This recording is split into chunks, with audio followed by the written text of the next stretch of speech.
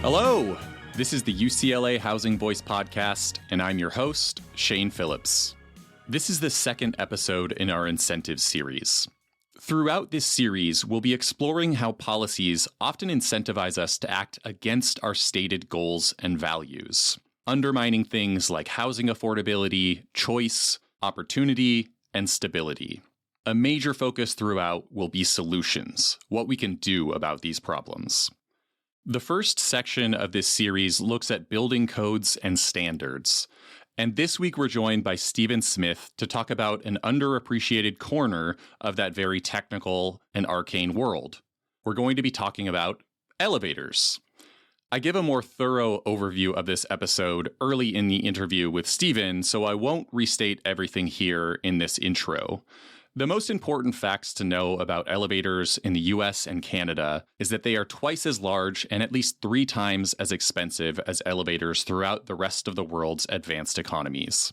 We talk about why elevators here are so expensive and what we can do to make them less so, but what I really want to emphasize here is how the high financial cost of elevators translates into extraordinary costs in the form of lost mobility, accessibility, and safety. When elevators cost so much, we build fewer of them. When we build fewer elevators, people who have mobility challenges can't easily get around their cities, or even in and out of their own homes. And mobility challenges come for us all eventually, if we're fortunate enough to live long lives. When elevators aren't available, people take stairs, where the risk of injury or death due to falling is orders of magnitude higher than the risk of elevators themselves. Other times, high elevator costs mean that multi-story buildings aren't built at all. So we end up with more sprawl and therefore more driving, which is also far more dangerous than vertical transportation combined with walking, biking, transit, or even just driving shorter distances. And when elevators are included but make housing more expensive unnecessarily, we all end up poorer, and that has its own negative consequences for people's health, safety, and well-being. There are plenty of other reasons to care about this issue, and we get into many of them in this interview. Something I keep coming back to is how rules imposed in the name of safety can have exactly the opposite of their intended effect. Mandating multiple stairwells and massive elevators is injuring and killing people in ways that don't get attributed to those policies, but make no mistake that they do carry some responsibility. One thing we wanted to talk about with Stephen, but ran out of time for, is retrofits. This is adding elevators to older buildings. Most elevators are installed in new buildings, but most housing is not new. So the ability to affordably retrofit older multi-story buildings is a huge accessibility issue. In other countries, it's relatively inexpensive to add an elevator to a 70-year-old 5-story walk-up building, dramatically improving the quality of life of residents who may struggle to get up and down the stairs 1 or more times a day. In the US and Canada, retrofits are almost unheard of because of the cost. I definitely recommend checking out that section of the report if you want to learn more, since we didn't get to talk about it in the interview. Last announcement here, our friends at Ivory Innovations are accepting nominations for the 2026 Ivory Prize right up until October 31st, 2025. If you're doing innovative work on housing construction and design, or finance, or policy reform, whether in the public or private sector, then you should definitely check it out. Winners in each category get a $100,000 prize, pro bono consulting assistance, and introductions to potential funders and partners. And not least, some of that sweet, sweet public recognition. You can read more about the prize and how to submit a nomination at ivoryinnovations.org/ivory-prize. The Housing Voice podcast is a production of the UCLA Lewis Center for Regional Policy Studies, with production support from Claudia Bustamante, Brett Burnt, and Tiffany Liu. You've got about a week to get your questions in before my co-hosts and I record our mailbag listener question episode, so send those to shanephillips@ucla.edu. With that, let's get to our conversation with Stephen Smith.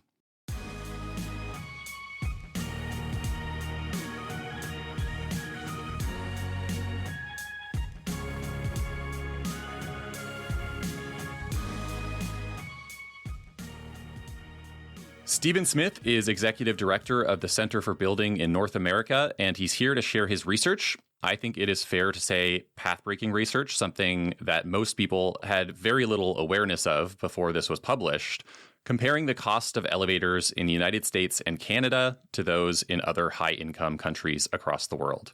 Stephen, thanks for joining us, and welcome to the Housing Voice podcast. Thanks. Great to be here. And my co-host today is Mike Manville. Hey, Mike. Hey, guys. Great to be here. Stephen, I think you're aware we start every episode with a tour of somewhere special to our guest. I actually have seen your notes, so I know where we're going, but tell us where you're taking us. We are going to Bucharest, the capital of Romania. This is where my mother lives, and I lived there briefly as a teenager. If you travel to Europe and you go to, cities like Paris or Vienna, they're very beautiful, but the truth is once you've seen one block, you've sort of seen the whole thing. But Bucharest is a much more architecturally eclectic city, in my opinion, more interesting, with a mix of, some indigenous styles, Western European styles, some more Eastern styles, various forms of communist era modernism, and then, some 21st century styles. So we're going to trace the development a bit. We're going to start in Piazza Uniri, which is in the center of the city, and then we're going to move northward. So the historic heart of the city, known as sometimes the Old Town, Lipskan, this is named after German traders from Leipzig. And it's also, next to this, there's the Armenian Quarter. And then scattered throughout this area, you can find a lot of sort of old 19th century single-story houses. They're known in Romanian as Case de Tip Vagon, or wagon-style houses. This is sort of the same logic used to name like a shotgun shack in the American South or a railroad apartment in the United States, where you have one room that, bleeds into the next. No hallway between, not very conducive to modern living, but they make great restaurant conversions. Then after this, there's a ton of sort of French-style Beaux-Arts buildings. Romania took a lot from France, both linguistically and architecturally, during its sort of national awakening. And then Bucharest really explodes during the interwar period between World Wars I and II, when the country starts modernizing. So architectural modernism really takes off at this period. There's a ton of Bauhaus-style buildings, then some Art Deco-style buildings. A lot of the Bauhaus, especially the architects, were Jewish, and they flee Romania as anti-Semitism gets worse, and then they contribute to, Tel Aviv's reputation as the quote-unquote white city full of Bauhaus architecture.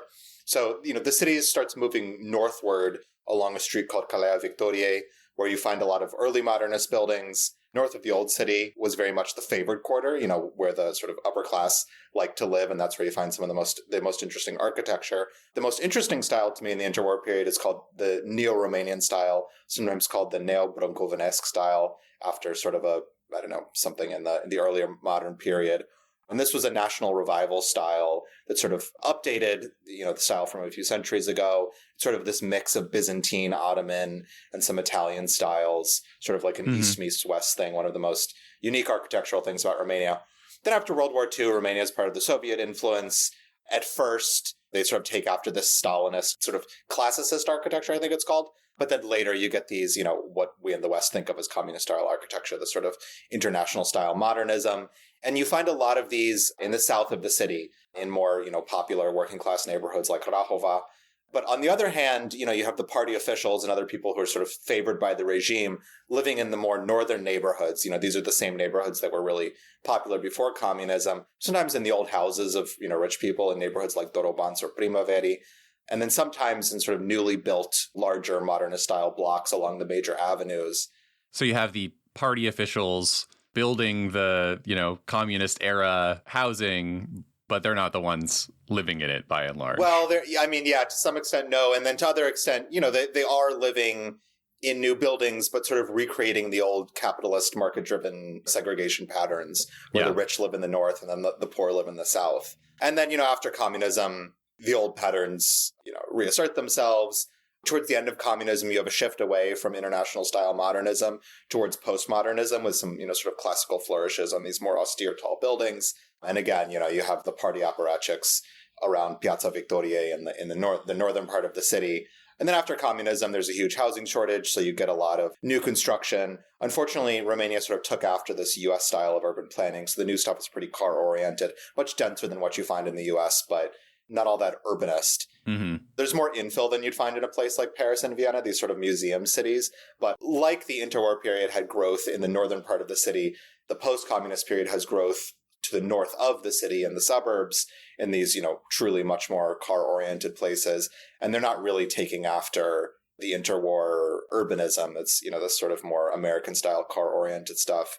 So, they're expanding the metro a little bit, but it's sort of hard to overcome the fact that they're building all of this stuff in the suburbs. So in Eastern Europe, I think some of the more urbanist countries, well, one of the more urbanist countries would be like Poland, for example, done more sort of German style Western European planning. But, Romania still has this very car-oriented nature for the new development. So hopefully something will change. But that is my tour of Bucharest.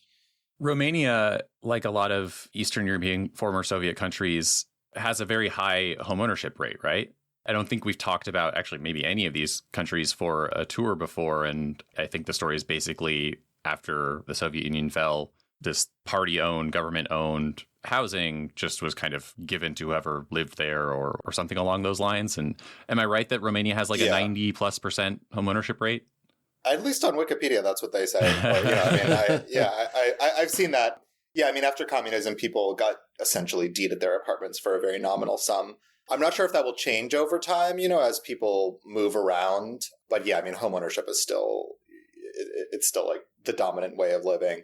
You do see rental buildings, but, a lot of new buildings that are rented out are sold. This is common actually throughout the world, where the buildings are built as condos and then they're sold off to like sort of smaller investors and then they rent them out individually. Right. This came up in one of our episodes talking about France and how the developers are actually not allowed to own the building after they built it. I guess they just have to sell it off to an operator of some kind or as condos where the individual or small time owners just use them as rentals. Yeah, I'm not sure. I'm not sure like what's allowed or how exactly it works in Romania, but the concept of a quote unquote purpose-built rental is actually fairly unique to the United States. Even Canada doesn't have a ton of them. The apartments are sold off as condos, and then when they're rented out, they're sold off to smaller investors.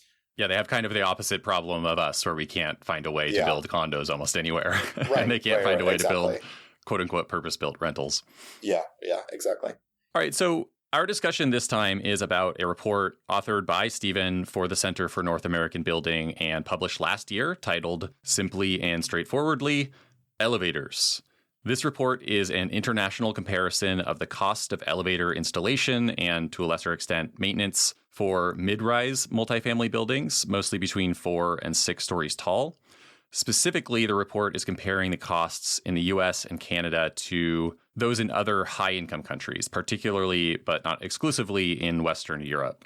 Stephen finds that elevator installations are typically 3 to 4 times more expensive in North America, and ongoing expenses, extrapolating from the report, look like they can be 3 to 6 times higher, driven by a combination of exceptionally large elevator cabin sizes, standards that differ from those used across really all the rest of the world, and a variety of protectionist labor practices and other labor issues. Because it costs so much more to build multifamily housing that is served by elevators here, we end up building fewer such homes in the first place, and the ones that we do build are less affordable. And I think this is a worthy topic for a podcast episode for that reason alone. But we're including this conversation in our misaligned incentive series for 2 other reasons. One is the underappreciated fact that high costs, which are driven in part by goals of improving accessibility for people in wheelchairs and for better emergency response, are in many cases having the opposite effect. To oversimplify, and we will get into this more, our unusually costly elevator requirements mean that a lot of buildings that would be served by elevators in other wealthy countries end up being walk-ups, if they are built at all. The other reason we're including this in our incentive series is it's another case of what I would call sort of siloed institutions who impose significant costs on new housing, often in the name of safety, without considering trade-offs with other priorities like affordability, accessibility, or quality of life. Fire departments and utility companies are often culprits here, but they are not alone in this. So we're going to talk about what's going on, how we got here, why it matters, and what we could do to start getting some of these incentives in better alignment and solving this problem. So, Stephen, you open the report with a personal story that really illustrates the value that elevators can bring to people's lives, particularly in places where multifamily housing is commonplace, and what it can mean to not have elevator access. For people who may not immediately see why this is important, could you share that story with us here? Sure. So up until I think 2017, I was living in an older building in a co-op in an apartment that I owned, and I was tired of the hassles of an older building.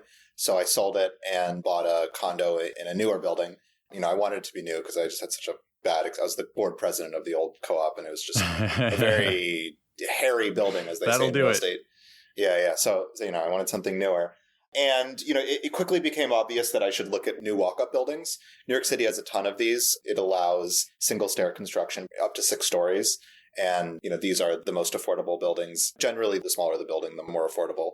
And I should say, we both use the term walk-up. I think that's familiar to many people in urban policy, but it's just a building without an elevator. Where you literally have to walk up. Exactly. You have to walk up. There's no other way to get up. And Stephen, you're talking about the costs of the homeowners association fees specifically, right? The condo sales price and the homeowners association fees, all of the above. And, so generally the smaller the building, the lower the, New York, we call them maintenance fees. In the rest of the country, you call them HOA fees, homeowners association fees, but also like the actual unit itself, generally per square foot, the costs are lower if the building is smaller. And, at the time I was fairly able-bodied, young, I guess in my early 30s. And it seemed obvious that I should buy a walk-up building because the elevator buildings tended to be a couple $100s a month more in maintenance fees. And, that can really eat into your budget. So why pay for something you don't really need? Right. So almost as soon as I move into it, some pre-existing health conditions got a lot worse. I had a classical post-viral constellation of probably autoimmune disorders that I didn't fully recognize before, but got a lot worse. In 2021, I developed a condition called POTS, postural orthostatic tachycardia syndrome, which is a probably Greek or Latin way of saying your heart rate goes way up when you stand up and you start to get dizzy and faint and you pant, etc. And it sort of got worse upon exertion. And so, what is climbing stairs but exertion? So I'm in this building and then, my condition was much, much worse when I first moved in. It's improved. But, there were times when it was not so easy to walk up the stairs and I didn't leave all the time that I wanted to because the health costs of leaving were not worth whatever the benefits were. And it was because it didn't have an elevator. Yeah, I think you had said, walking around the neighborhood on level ground, maybe not ideal, but not so much of a barrier. It really was the stairs. Yes, the stairs were, yeah. And, I had a very specific condition, but that's pretty common. We always use the wheelchair symbol to denote disability, but the vast majority of people who have trouble with stairs are not in wheelchairs. They're old or, you're born disabled, you can't walk. You've got groceries, so there's all sorts of a spectrum of ability and disability, some of which is inherent to you and some of which just happens to be, you're trying to carry something upstairs. Like I said at the beginning, my mother lives in Romania and I spend a lot of time in Europe. And I was just noticing, the small buildings there built after a certain time, depending on the country, but certainly nowadays, all have elevators. The ones that are, roughly my height. My building is 5 stories and it was built in 2015 without an elevator. Mm-hmm. They all have elevators. So I was wondering why, and quickly led me to realize that the costs are just wildly out of control in the United States. And that's why they don't have them. And then to a lesser extent, the size is large. And so it leads developers to want to not, use up their floor space on an elevator. And you were seeing much more kind of elevator availability, penetration, whatever, in, Romania being a much poorer country as well.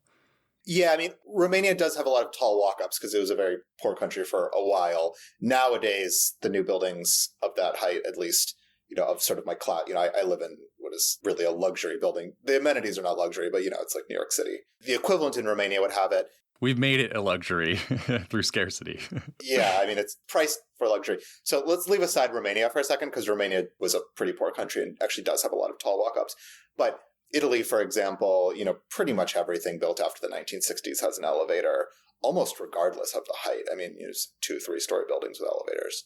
Mm-hmm. You also make the point that Americans make twice as many trips on elevators every year as they do on mass transit, which is, I guess, partly an indictment of mass transit, but also says something about how much we use elevators. And you argue that we should probably think about elevators as part of our transportation network, just in the vertical direction instead of horizontal. Could you elaborate on that?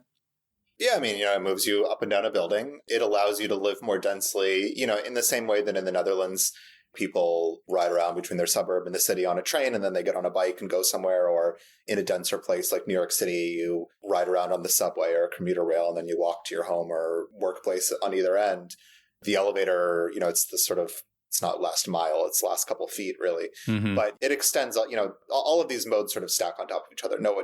People rarely use only one mode to go somewhere unless it's walking. They stack all these on top of each other, they chain them. And, elevators are very important for a dense city. In most advanced countries, not the United States, but in most advanced countries, it's just a natural part of any multifamily building, regardless of the height. In the United States, generally mid-rise and above. In other countries, even low-rise buildings would be expected to have an elevator.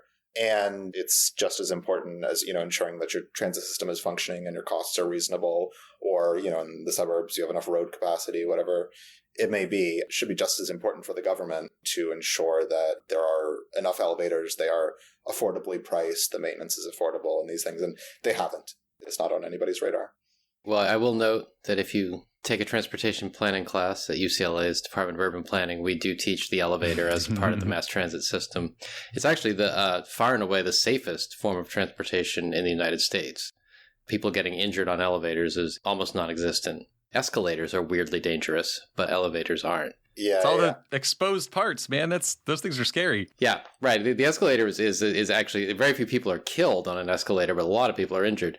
I think part of the reason we don't think of it as the mass transit system is that we've fallen into a habit, for administrative reasons, of thinking about mass transit as something that receives a federal subsidy and then reports its performance to the federal government. And so when you look up facts about public transportation, you see facts about bus systems and train systems and so forth, and you don't see facts about elevators, which is actually unfortunate because elevators are incredibly important. And after I got stuck in one at UCLA, I wanted to find out a bit more about generalized elevator performance, and it's actually really hard to find. You can find out how often buses and trains break down, and you can't find similar things about elevators. But yeah, just to reinforce Stephen's point, absolutely. A huge part of the transportation system. And I think goes to show the work that went into putting this report together, because you could just tell going through how challenging getting some of this data was, because it is, mostly just privately held, and getting this across different countries is particularly challenging. Before we get deeper into the reasons elevators are so expensive here in North America, I do want to make sure we give listeners a sense for just how much we lag in terms of elevator availability. A few comparisons in the report did a good job of illustrating this for me. One is that the U.S. has about 1 million elevators total, which is roughly the same number as Spain, a country with 1/7 our population. For every 1,000 people, the U.S. has 3 elevators, France has 9, and in this report anyway, Greece leads the pack with 41. That's per 1,000 people. The US and Canada combined install about 40,000 elevators per year, at least as of 2016. And China, as of 2020, installed more than 700,000 per year, likely putting its total stock of elevators at over 10 million today. The US and Canada are both famous for having a bunch of single-family homes, but even when you adjust for the number of multifamily homes, we still typically have around a third to half the concentration of elevators. And we're much wealthier than a lot of the countries we're being compared to in the report. So this is not a matter of not being able to afford the same things these other places have. Stephen, you include a few examples of the kinds of projects that include elevators in other countries, which they're able to do in large part because elevators in these other places are smaller and so much more affordable. The social housing project in Mallorca is one that came to mind. Could you tell us about that and any other data or examples that help illustrate what we're missing out on here? Sure. So, it's just a social housing project on one of the islands in Spain. And it's designed as what I'll call a chained point access block. So it might be helpful to explain where you'd find this in America. In America, there's a typology called the garden apartment complex. You find it in a lot of suburbs, especially in the southeast, but really everywhere. And, it's where you have a number of different apartment buildings. They're sort of chained together in a big complex. Each sort of block has one stair, and then, it's 2 or 3 stories, and there's between 2 and 4 apartments on each floor. It's really like the low-end apartment complex. Yeah. And so, in Spain, this is just their version of it. It's a connected bunch of apartments, each with one stair. And as I recall, the project is 3 stories total, maybe with a garage. I think so, yeah. I can't remember.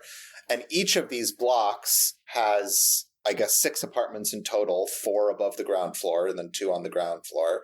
And each of these stairways has an elevator, like, a little Spanish elevator. Not as little as the ones that you'll see in like an old building in Paris or something where it's been retrofitted, but, small compared to American ones. And, it's doable because in Spain, one of these elevators will cost in the low tens of thousands of euros. In the United States, an elevator like that would go for well over $100,000. Jeez. So they're able to just totally design their buildings differently. Part of it is that they allow taller single-stair buildings, although in this case, we allow 3-story single-stair buildings too. So that's not the issue exactly. But, a large part of it is the elevators. So, they're very, very affordable in Europe, not just Europe, but the whole rest of the world compared to the United States. So it allows you to design the building differently. That building that you're talking about is effectively either 4 units per elevator above ground or 6 units total per elevator. I think in the US, a much more common ratio is over 50 to 1, right? Yes. Yeah. Something like 50 to 100 to 1. But more importantly, that building just wouldn't have an elevator in the United States. It would be built as a bunch of walk-ups. Yeah. So if you had a disability that made stairs impossible or really challenging, those at least 2/3 of those units are just out of the question for you. Yeah, you couldn't live there. Yes. And everyone would be very proud of themselves for having the ground floor units be accessible, and that would be amazing. Yeah. And the rest would just be, whatever. What do you expect? You want an elevator for a 3-story building? That's ridiculous. But of course, in other high-income countries, it's common. Yeah. Could you just quickly run through the other countries you chose for the comparison in this report and why you chose them? I know that high incomes and high safety and labor standards were some of the criteria, and it might be helpful to explain why that's important as well. I think you're referring to a chart, just the elevator ratios. Frankly, it was just the availability of data. It's hard to find it for a lot of countries. So, it's just where I found the data. They weren't cherry-picked. Those were just the countries I found the data. And I think most of them were in Western Europe, although I think Argentina is also there. Singapore is also there because I found the data and because Argentina is not so high income anymore. But historically, it's one of the wealthiest countries in Latin America. And it sort of takes after Europe in a lot of their construction and built form. So it was really just where I found the data. And then, of course, Greece came out on top, which was a little surprising, but not if you think about the fact that Southern Europe had like huge building booms in the post-war period. And there was a lot of small lot multifamily buildings with, only a couple of units sharing an elevator. That's why Greece is there. But yet the Southern European countries really dominate. And then, everyone else sort of behind them, but way ahead of the United States. Yeah, you've got a number of Northern and Southern European countries. You got South Korea, Japan. Yes, there we go. Sorry. Argentina. Just forgot those. Yeah. And Singapore. And the rest of them are in Europe. But you do reference other things from, some data from China. Just you didn't necessarily have the data for all the same comparisons, but you're really drawing on lessons from many different places for sure. In the report, the countries I focus on are the countries that have like access to the language. It's very difficult to do code construction research in other countries because, like in the medical field, if you have any finding worth publishing, it's published in English. In construction, it's still a very like sort of local phenomenon. People don't get into it because they have like a love of foreign languages and sharing knowledge. So you usually have to like do the research in the language. So I focused on Western Europe because those are languages I could speak. All right, so let's move on to what's behind all this. Obviously, we've talked about it a little bit already, but fundamentally, this is a cost problem. Elevators are just far more expensive in North America, both to install and also to maintain and operate. So paint that picture for us, just sticking with installations, I think, for now. How much does it cost to install a new elevator in the US compared to other high-income countries like, say, France or Switzerland? So for a mid-rise building, and I'm just going to pick mid-rises because they're easier to compare. I'm sure everything is true for high-rises too, proportionally. For a mid-rise building in Europe, the cost would be the low tens of thousands of euros, dollars, francs, pounds, whatever. All the currencies are kind of similar nowadays. So 20, 30, I don't know, maybe 40. I don't think I saw anyone at 40,000. But, so that would be between 3 and 6 stops on the elevator. So you do an elevator by number of stops, not number of stories, because sometimes they can go below ground.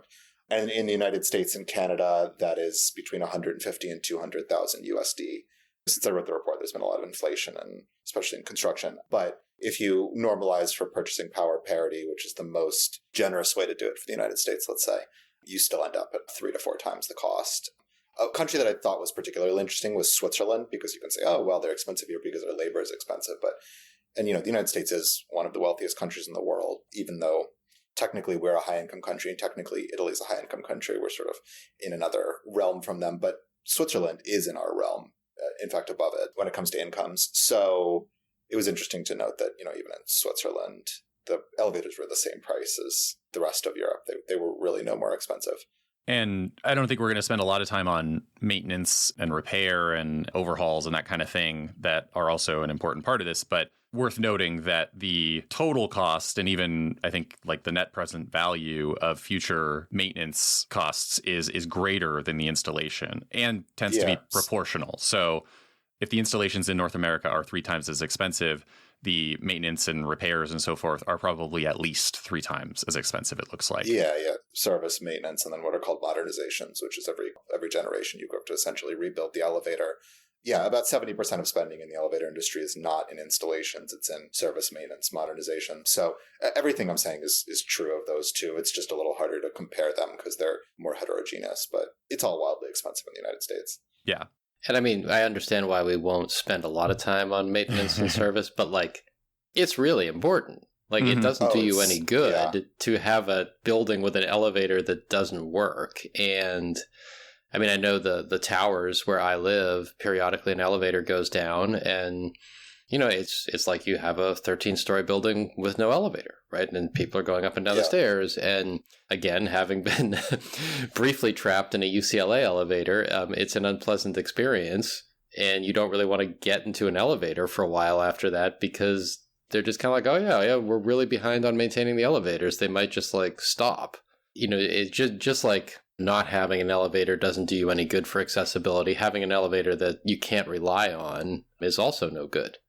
Yeah, the timeline, it takes about twice as long to install an elevator in a new building in the US as compared to Western Europe.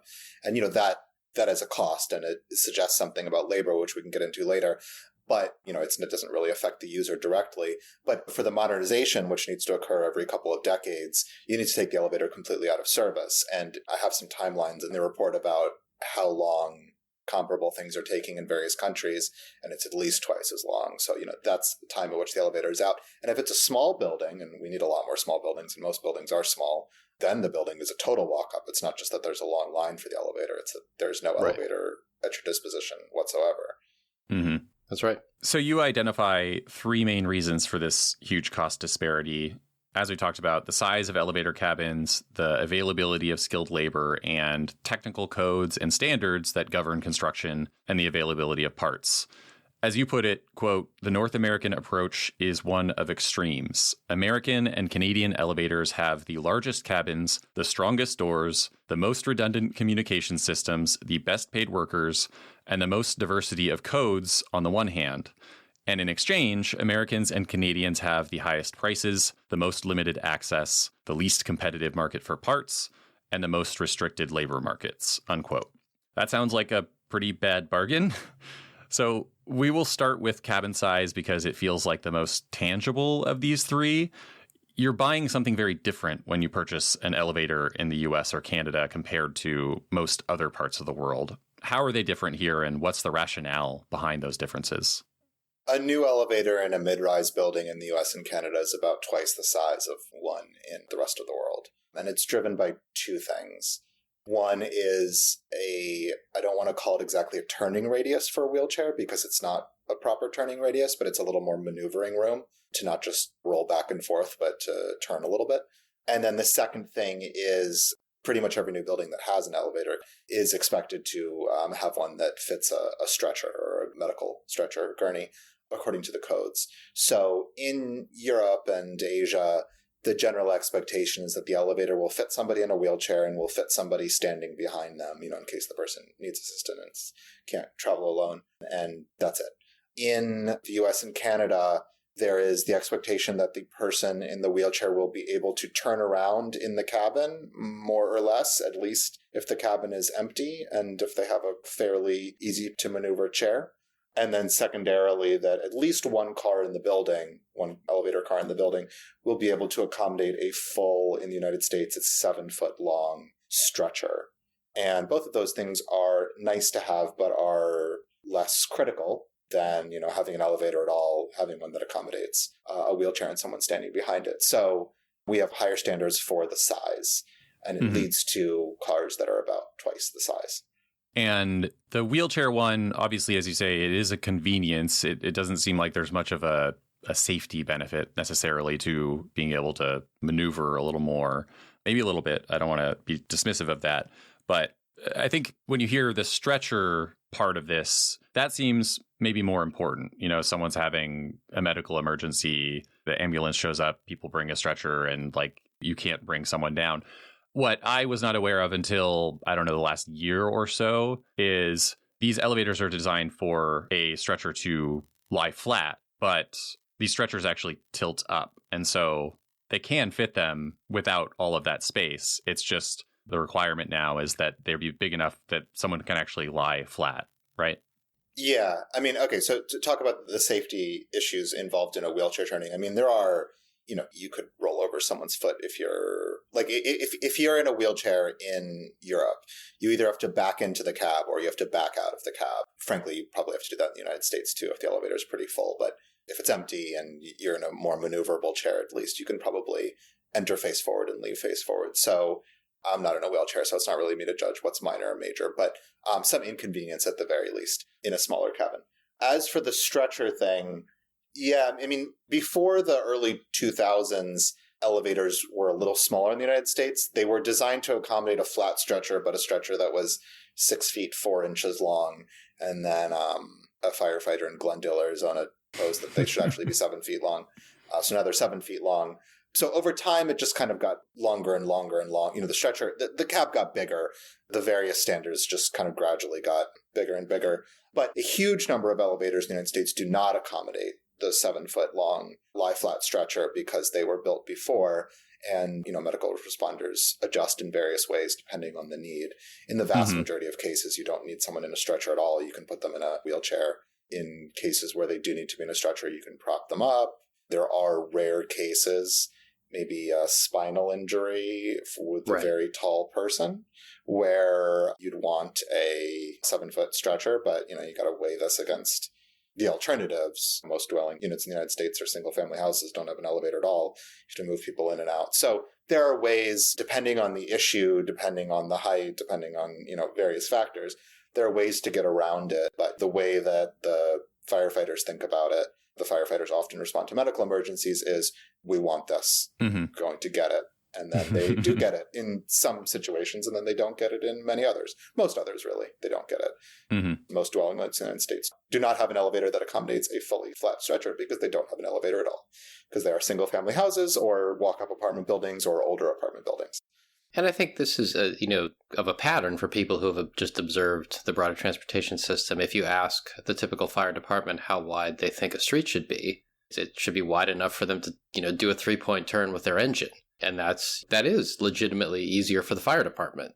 But there are competing uses for that space, and there's costs associated with having a street that wide. And it just goes to show you don't want to dismiss the input of people who are responsible for responding to emergencies, but you also don't want to just prioritize it over everything. And I think the point you've made about the single-family homes is extremely valuable. It's just a lot of Americans just live in multi-story single-family homes, and if someone has a medical emergency on the second floor, they're not coming down the stairs very easily on a stretcher. Or that stretcher is being carried by firefighters. And again, the firefighters would certainly love it if there was a big elevator in that house, but there isn't.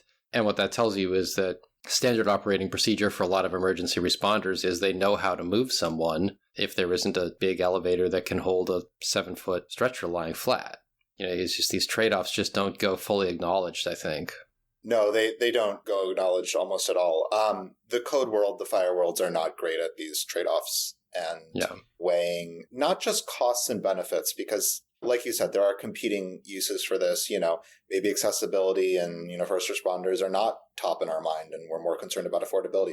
But leaving that aside, even if you are primarily concerned about accessibility, even if you are primarily concerned about medical responders having the best way in and out of the building, I don't think they're properly thinking about the consequences.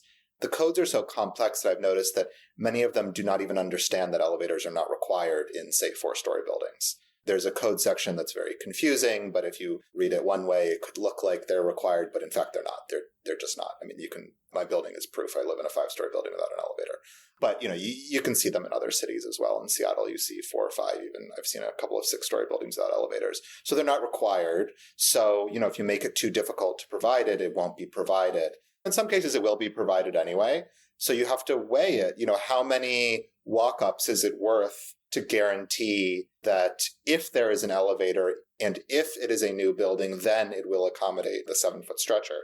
And there's really no thought at all, in my experience, as to how we're going to weigh these things. Mm-hmm. And, to take that further, I mean, just like, let's say that there will be a 4-story apartment and you will put in the elevator. That bigger cabin, in some instances, just there's an opportunity cost to that bigger, how much space you have for units.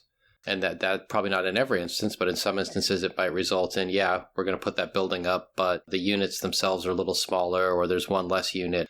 We all know there's only a certain amount of space that a local government allows you to turn into a building on a given parcel. And the more of that's elevator, the less of it on some level has to be other things. I did want to bring that up, just thinking about affordability. Obviously the direct cost of installation and maintenance is the most obvious impact here on affordability. But you have these indirect costs as well in terms of opportunity cost. Space that could have been a bigger unit that would have rented for a little more is now just non-revenue generating elevator space, among other things. So is there anything else like that, Stephen, going on here on the cost side? Oh, I mean, like you said, there's the foregone cost of the space. Depending on how a zoning code treats floor area, often the elevator and rentable or saleable space is directly traded off. So there's that. For a small lot, there's also just sort of geometrical concerns. Like, my building is on a very small lot. This lot is about 2,000 square feet. The footprint of the building is about 1,200 square feet on the residential floors. So, there's just some basic geometry things at play. Like, if there were a stretcher-sized elevator, then instead of being 2 one-bedrooms on each floor, it'd be one bedroom and 1 studio, maybe even 2 studios. Maybe you'd have to cut out all the bedrooms. I don't know. So there's that. There's the size of the elevator shaft. The construction of the shaft. Right, which you're not including in these estimates, right? That's sort of a building cost officially, so it's not part of the elevator cost. Yes. It's very difficult in construction to find costs of various little things, especially if it's not a standalone system. The elevator is a standalone system, so I was able to get quotes, like I said, in Europe, I don't know, $30,000. $40,000 versus the United States, $150,000 to $200,000. But then there's all of these other little things. Mm-hmm. There's the foregone space. There's the shaft. There's some other things that are not technically the elevator, like elevator hoist weight protection opening in the technical standard. There's a lot of other little things. So my costs are not exhaustive.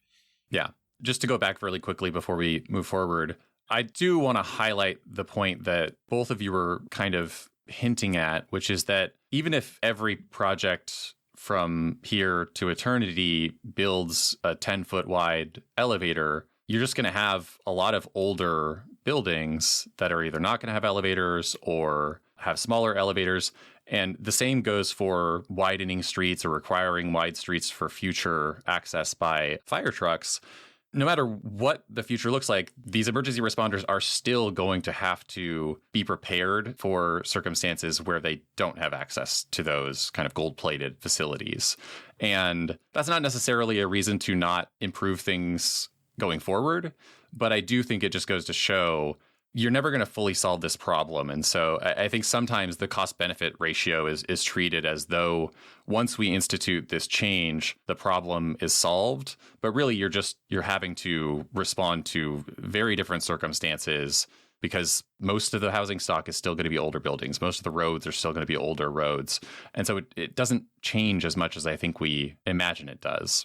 Yeah, there's a lot of catastrophizing about the smaller cabins. And I am now very familiar with the cabin sizes. So if I see that the cabin is, 2,500 pounds, it probably won't fit the fully extended stretcher. Whereas if it's 3,500 pounds, it will. But what I've noticed is the people who respond to medical emergencies don't know that, which suggests to me that it's not actually that important to them. Like, if it were so important, they would have memorized, okay, 3,500 pounds, I'm good. 2,500 pounds, panic, but they don't actually respond that way. They notice a lot when there is an elevator and when there's not an elevator. They do not know the details of how to tell that it can fit the stretcher, for example. I think that, we encounter this in all manner of regulation, which is just that the idea of safety has a very valorized and almost singular abstract role in our minds, where there's like nothing is worth less safety. It's something that's very easy to say and it sounds good rhetorically. Almost none of us live our lives that way. Someone will tell you like almost nothing is worth less safety than get in their car and drive off while they're composing a text or something. I think that's probably true in this case as well. And I think the point Stephen made a few minutes ago is a really good one. And it's not something that most people think about, which is just like, well, what are the number of conditions where it would really be just absolutely essential to transport someone lying flat, right? And I think the example you gave, Stephen, was like, well, someone might have some sort of spinal injury, in which case really being immobilized and laid out might be a truly the ideal thing to have going on. And those are terrible injuries, but like it's just not most things that emergency responders are called out for. And I think that's the kind of thing that it's true as well with, you talk about wide streets. It's like, well, we want the ambulance to be able to get to where it's going faster. And sure, all else equal, we do. But like, if someone broke a leg, it's okay if it takes a few extra minutes as opposed to, they're having some true emergency. And again, whenever someone looks at this, it's like, that's not most emergencies. It's not most calls. So I think there's a situation where, again, if you just sort of ask somebody like, well, do we want the bigger, safer elevator? They say, yes, of course we do. And what they don't do is actually think about the specific situations where that would really be a sort of decisive, advantageous thing to have, and then think about how frequently those situations actually occur. And I think it's a natural way to think, but if you think that way and put it into the code, you end up with these giant elevators that Stephen has documented. Yeah, I do feel like the fire truck analogy here is useful because it also helps illustrate what we actually prioritize in practice, because you might think fire department officials would really support getting rid of street parking and instead saving that space for emergency access to get to the locations faster. But that's never really even considered because we actually put a lot of value on street parking next to your house, next to your business, whatever. And for whatever reason, the affordability of new housing, the accessibility of new housing just does not get that same kind of consideration. I think it's just not on people's minds, day to day in the same way. But I do think that is really illustrative for sure. We've kind of jumped ahead to safety, but I do want to dwell on this a little bit more because I think it's important. We talked about elevators as part of the transportation network. And you brought safety into this in a way that I had not thought about, Stephen. And I'm guessing this probably is in one of these classes that you talked about, Mike. But elevators are a substitute for other vertical transportation, mostly in the form of stairs, and a substitute for horizontal transportation to the extent that we build more low-density sprawl when elevators are expensive and tall buildings are less livable and are more expensive themselves. What matters here is that elevators are dramatically safer than both stairs and cars, probably by orders of magnitude, with stairs and cars being the cause of death of about 50,000 Americans every year, most of that being cars. It's entirely possible that these big cabin sizes do save a few lives here and there every year, and even though I don't think there's really any data to conclusively support that, but there's almost no question that more people die falling downstairs and crashing their cars each year because we've turned elevators into a luxury. Could you say a little bit more about that? It seems really important and maybe the best response to people who take this more maximalist approach to elevators in the name of safety. Yes, I spent a lot of time trying to figure out, well, are European elevators as safe as American elevators? Conclusion I came to was the data's not really there, but what is there suggests that they are probably actually safer. How many times does a medical responder encounter someone who's in cardiac arrest and who could really use a lie-flat stretcher to perform resuscitation? Like as they're moving them to the vehicle or... Yeah, as they're moving. And like, how likely are those people to live in any case? And the answer is very low. But anyway, all of that is really dwarfed by the dangers of living farther apart or using stairs. I don't have the numbers in front of me, but there are just so many more people who die in car accidents moving horizontally or, who trip and fall using stairs. There's just no question about how dangerous it is to not have elevators, to have to live more sprawled out lifestyles. And the way the codes and standards are written just don't take that into account at all in any way whatsoever. And, we don't really have good tools to know, okay, if the elevator is 3 times as expensive, what will settlement patterns be? How much farther apart will people live? How many extra vehicle miles traveled will there be? How many extra deaths will there be? I don't know how to answer that question, but if you just think about it for a second, you come to the conclusion that it must dwarf any safety benefits, which I don't even think there are, from adopting the U.S. approach. Mm-hmm. And it's not considered whatsoever. Yeah, and I think they're really worth emphasizing, the point you just made a moment ago, which is that the safety benefit of the bigger cab does not have anything to do with the operation of the elevator. Like the elevator is just kind of a very safe way to move around. It has to do with this really hard to quantify scenario where it would be very beneficial, decisively beneficial, to have someone lying flat on a stretcher while they're being transported versus a counterfactual where they had to do something else. And it's just, you can say that about certain types of automobiles. It's just, it's a big world and things happen, but it's such a small share of overall incidents that the benefit there is close to zero. It'd be one thing if, for some reason we thought having bigger elevators made the operation of the elevator safer, but there's no evidence for that, right? It's just like elevators go up and down. It's a pretty proven technology. And then when you add in the number of people who just don't move around as much as they might otherwise, right? Because they can no longer go upstairs. Right. If they had an elevator, even, just the fear of injury prevents them from taking full access of the buildings they're in. I think the costs are enormous. Yeah, New York City is full of tenements, 5-6-story tenements, especially in Chinatown, with a lot of elderly people who are trapped inside their apartment. My mother's stepmother in Bucharest lived in a 4-story walk-up building and didn't leave her apartment except for medical appointments for the last 2 years of her life. Would she have lived longer if she could go outside? I don't know, maybe. Would she have had a more fulfilling life? Yes, definitely. Absolutely, right? That's not going to show up in an injury statistic, but that's no way to live, right? Yeah. Yeah, trapped in your building. It's shockingly common. I looked at fire deaths in New York City and, anytime anyone was tagged as disabled, and a shocking number of those buildings were not accessible. The people could not get out by themselves. Couldn't get out. Unaided. Mm-hmm. I don't think that's why they died in the fires, but it did go to show that there are a lot of people who are trapped in their buildings because of not having an elevator. Yeah. The other 2 big cost drivers that you identified were the limited availability of elevator labor and a set of standards and regulations that put North America on an island when it comes to parts availability and therefore price. We don't have as much time to dig into these 2 problems. We're definitely running out of time, but they do strike me as maybe at least as important as cabin sizes in terms of their overall impact on price. Briefly, if you can, tell us what's going on here. It definitely is important. The technical standard one is a little hard to understand, but once you do, you can see it everywhere in construction.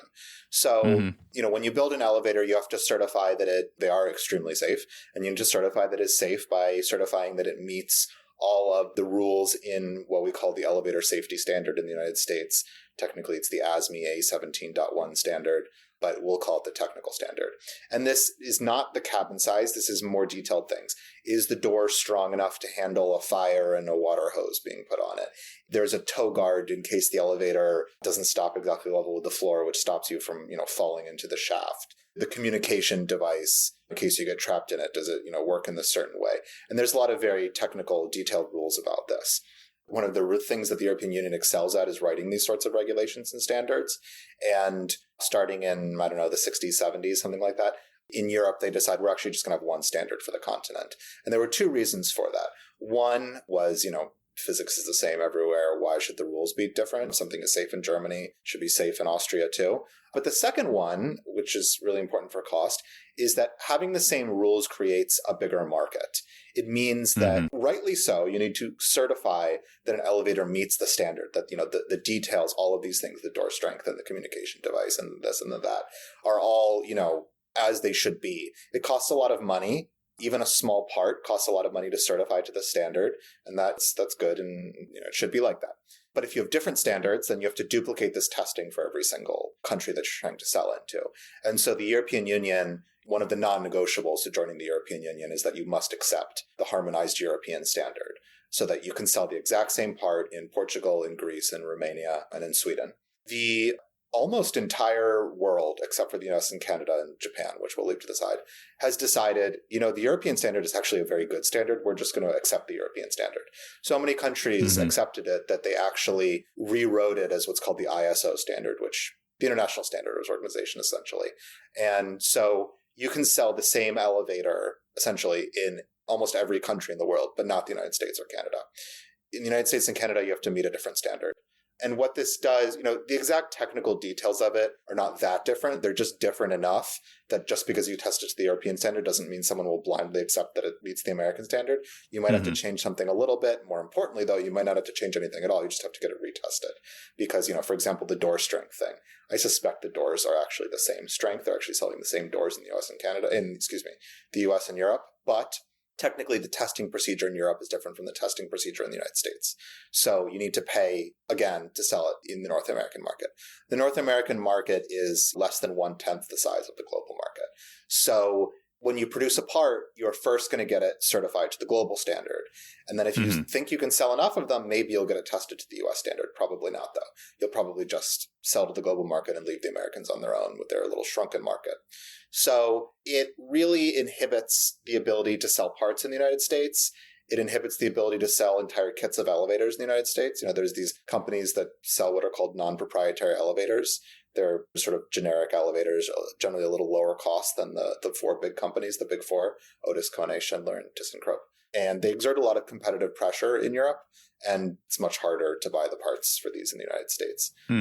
If you're buying a kit, it seems like if there's one part that doesn't meet the US standard, but all the rest do, you just can't buy that kit. It can just keep you out of the market entirely. Yeah, it'll just keep you out of the market entirely. Yeah, the whole kit is gone as an option. Yeah. So there are these mid-sized manufacturers. The big one in Europe is called Orona, based in the Basque Country in Spain. And if you look at their map of where they sell parts, it's almost everywhere in the world except for the United States and Canada. Similarly, if you look at companies that do sell parts in the United States and in Europe, and you look at their catalogs are much thinner. The catalog of parts is just much thinner in the United States. So the different technical standard creates a barrier to entering the market, and it leads to a less competitive market. And, we can argue about the size of an elevator, but at least, it's fairly easy to understand.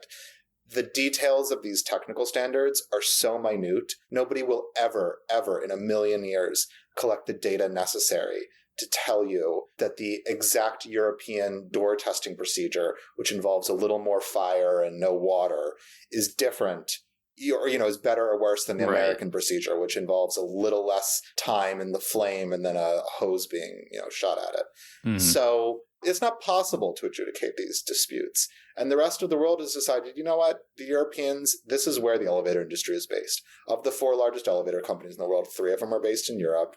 Europe has so many more elevators than anywhere else per capita. Up until China had this big building boom, they just had the most elevators, period. Seems to work well in Europe. Europe is known for having a high standard of safety and things. We're just going to follow the European rules. In the United States, we don't. We don't understand it. Well, we have questions that, of course, cannot be answered, and we don't pose about our own code. But if someone else is trying to introduce a code, we will definitely pose it about theirs. And it cleaves off the market, and it creates a lot of business opportunities in the U.S., certainly. This is something you see with train rolling stock as well, right? Yep. You see it, yes. In rolling stock, the Federal Railroad Administration used to require a specific buff strength standard. Now there's an alternative compliance method. Supposedly you can do it the European way. I'm not sure how complete that is. But you see it's just completely endemic in standards for construction. So in windows, for example, we have slightly different testing procedures for the energy efficiency of our windows. And what it means is that you can't just import a European window and trust their certification because, it's maybe a little off by 5 or 10%. And, so as a result, high performance windows in the United States are 2 to 3 times as expensive as in Europe. Because we have much more difficult testing procedure. You can't import the European ones. You find it in heat pumps. You find it just in every product you can imagine. Our standards are just different enough that it creates a barrier to moving between the markets. And certainly the organizations that write these standards, they're nonprofit organizations, but they do have business models. And one of their business models is that you need to, certify to their standards. So it's great for them. And it's great for the incumbent manufacturers, the elevator parts or, the windows, let's say. It's great for them because it's hard to enter the market. It's hard to compete with them. And these standards are so technical and minute that if you just keep asking questions and you just, well, there's something I don't understand about the European standard, we don't have information about this, you can just keep throwing up barriers to adopting international standards if you just keep being difficult about it. And that's what ends up happening. So, we have a building code in the United States. The model organization that writes it is called the International Code Council. The code is called the International Building Code. But there's nothing really international about it at all. You look at the standards that they reference, and it's all American standards. There's very few European standards. There's very few global standards that we reference. Everything from the gypsum board to the heat pump to the elevator to the window needs to be certified to this special North American standard. Yeah. So it creates barriers to entry. Yeah, and there's the practice of sort of raising these questions about very small details and not understanding them is a classic case of sort of intentionally losing the forest for the trees. Because the real question is like, well, if I go to Europe, do I see like windows shattering? Do I see elevators plunging into their shafts? Low performance windows. Right. Do you see in Europe, do you think the windows are lower performance than the United States? Yeah, no. Exactly. Right. No, you walk around and they're much better. Everything seems to be working pretty well. Much at the better. very least. American windows are notorious for having horrible sound attenuation, horrible energy efficiency. But the European standard's a little different. Yeah, it'd be one thing if we wanted to import the standards of a place and every time you went there, you were just like, geez, like this place seems to be ruinous. Things are falling apart. But this is just the opposite of the case. There's like people walk through Europe and they're like, building quality seems to be beautiful. And so it's, of course you can say, I don't understand, subclause 27 of Rule 726. But sometimes the right answer to that is just like, well, step away from that and like go just fly to Belgium and see if the windows seem okay. See if you can find data about window safety because like it's fine. And if it's fine, maybe we should just have some reciprocity, right? That if the Europeans say it's safe, we can say it's safe too. Yeah, and even like, if you have questions, lots of people in Europe speak English, like you can ask. Oh yeah. You can get the answers if you seek them. But these codes and standards are written by in the United States all volunteer organizations. Right. So That's true. That's true in planning too. They don't have the time to look it up. In other countries, the codes tend to be written by the government, so they are paid to look up the answers. But in the United States, it's a lot of volunteers, some of them from the industry itself. And so they don't really have the resources to get their questions answered. So it's just easiest to default to what they know, which is the American standards. Now, of course, they're not asking the same questions of the American standards. Every 3 years there's a new elevator standard, and the body that writes the building code doesn't nitpick at it and say, do we really trust it? I think, we might want to stick to the old one because we don't understand the new one. No, they just accept it because it's a trusted organization in the United States. So, if you differentially apply trust and you differentially ask certain questions a little deeper of other codes and standards than your own, you'll always come to the conclusion that it's just safer to stick with what we've got. Stick with, the American organizations. And how about labor before we get into recommendations? Ooh, this one is very difficult. So this one seems like the toughest to solve in some ways. Much longer term project. Most elevator firms in the United States are fully unionized. They belong to an organization called the International Union of Elevator Constructors. Rather, their workers do, which is, again, not that international. It's the U.S. and Canada. And they have rules forbidding pre-assembly and prefabrication of parts in particular. So the most glaring example that I found, the most glaring example is actually in escalators. You have to essentially take apart an escalator and then put it back together on the job site in the United States because the union contract does not allow you to put it together in a factory and then just crane it in and install it. You need to take it apart. But for elevators, various parts need to be attached to each other. And how do you do this? You do this through screws. Screws need holes. And historically, the elevator mechanic would drill the hole on the site. And as elevators have gotten more advanced, more parts, more demands for reliability, they've decided, we're just actually going to drill these holes in the factory. Like when you get an IKEA piece of furniture, you're not drilling any holes. The holes are already drilled for you because it's safer, it's cheaper, it's more accurate to drill them in a factory where you have controlled conditions and more advanced machinery and whatever. It's more precise. Yeah. So the union and the companies, They fight over who's allowed to drill what hole where. In some cases, the union has the right to drill the hole, but in fact, it needs to be drilled in a factory for alignment purposes because, it needs to be in the exact right place. So they settle and they drill the hole twice. So the company drills the hole, a small hole in a factory, usually somewhere in Asia, and then they ship it to the United States, and then the mechanic gets to drill a larger hole. They use the small one for alignment. They got their pilot. A pilot hole. So anyway, that's just one example, but there's a lot of electronics that, are essentially taken apart and then put back together in the United States because the union contract, they wants to preserve as much work as possible. The wages are also very high. However, wages in general in the US are high, so I don't think that's really an issue or can be changed. But the unproductivity of the workers, of the contract really, is a big problem. It takes about twice as long in the United States to install an elevator as in Europe. In Europe, you can usually do about 2 stops, that is 2 floors per week. In the United States, you can do about 1 per week, so it takes about twice as long.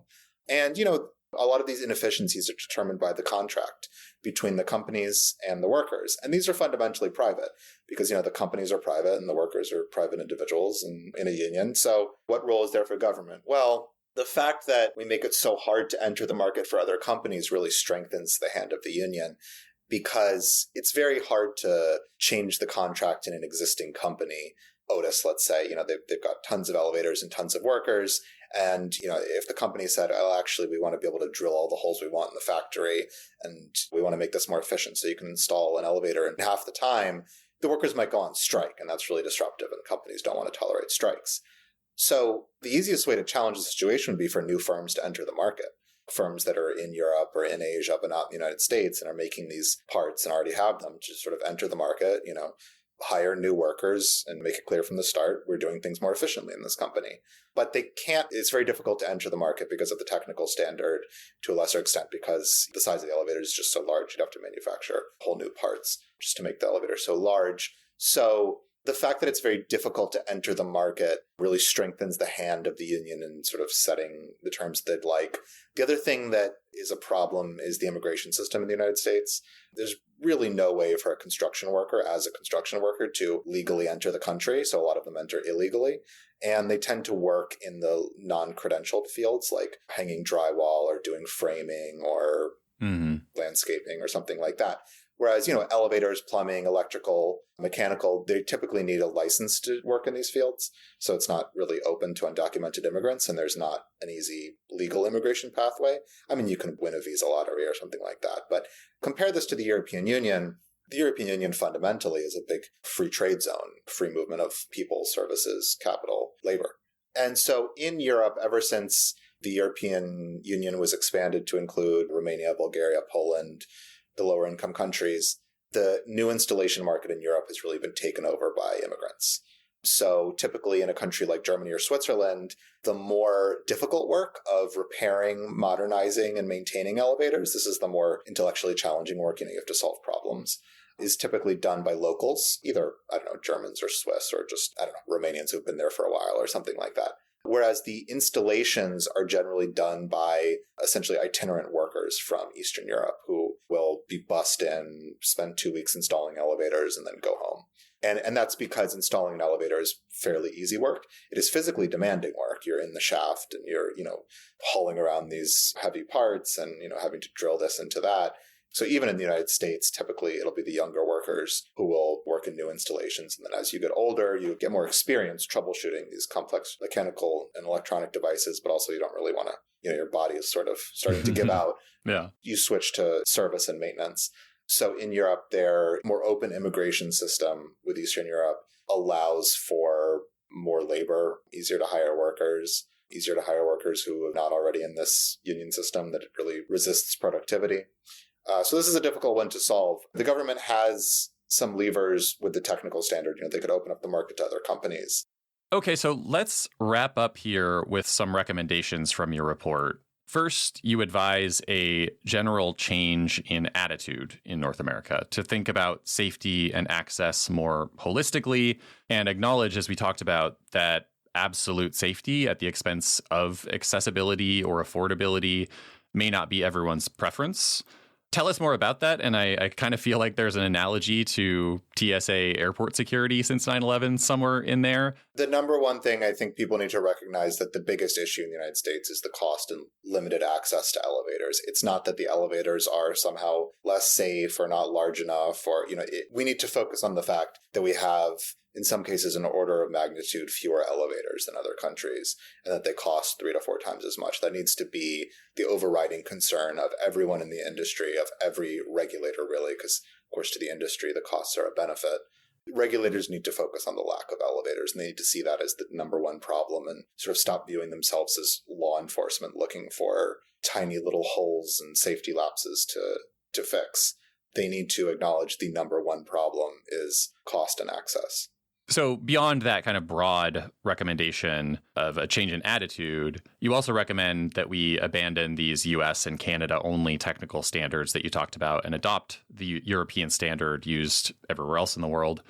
Tell us how you envision that transition taking place, because I don't think it's just like we're no longer going to do the US and North American standard and it's just going to immediately transition over. So what does that shift look like? And what does that mean in terms of cabin size standards? Because, are these part of these technical standards in general, or is that really a separate thing that has more to do with the building code and so forth?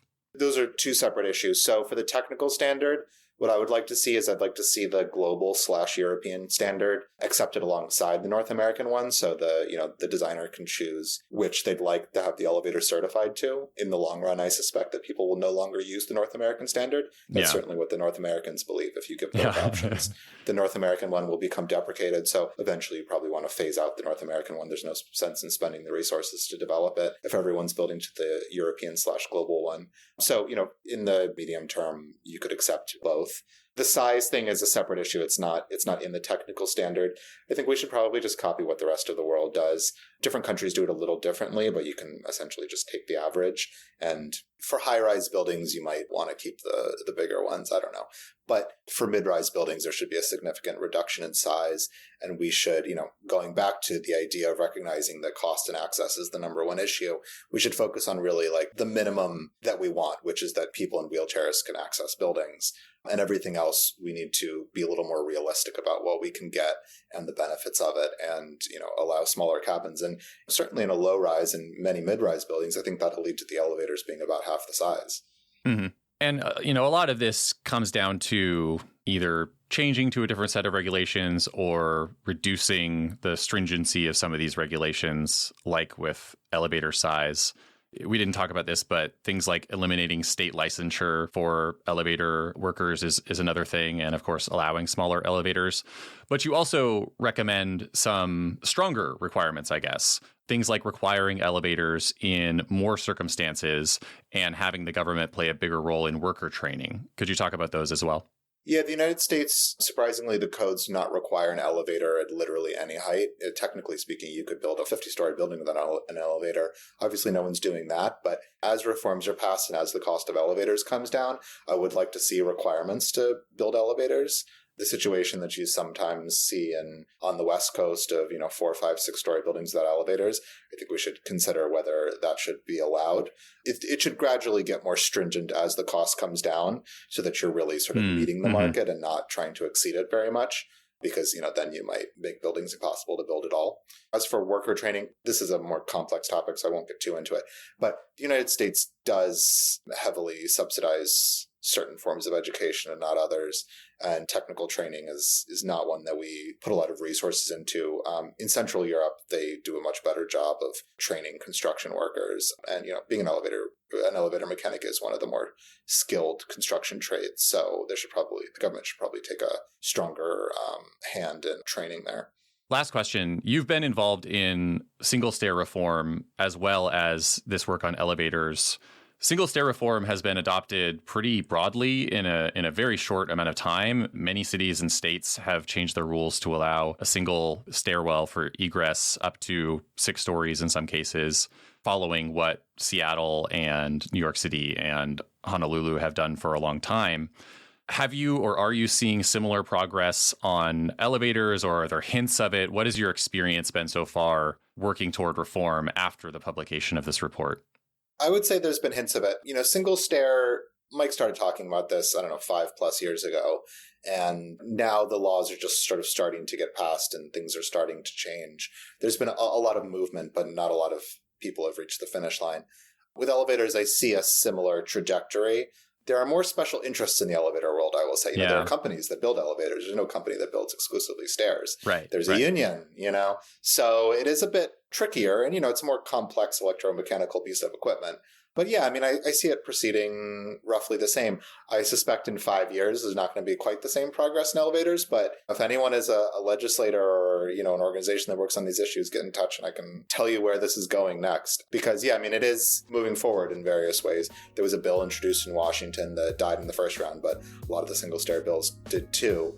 And I think it's coming, but, it's a more insular world and it'll probably take a bit more effort than stairs did. And anyway, the single stair thing is far from finished as well. The reform is just starting to happen.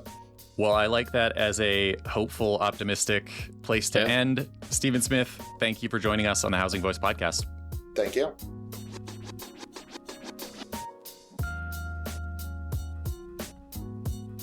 You can find a link to Stephen's work on our website, lewis.ucla.edu. Show notes and a transcript of the interview are there too.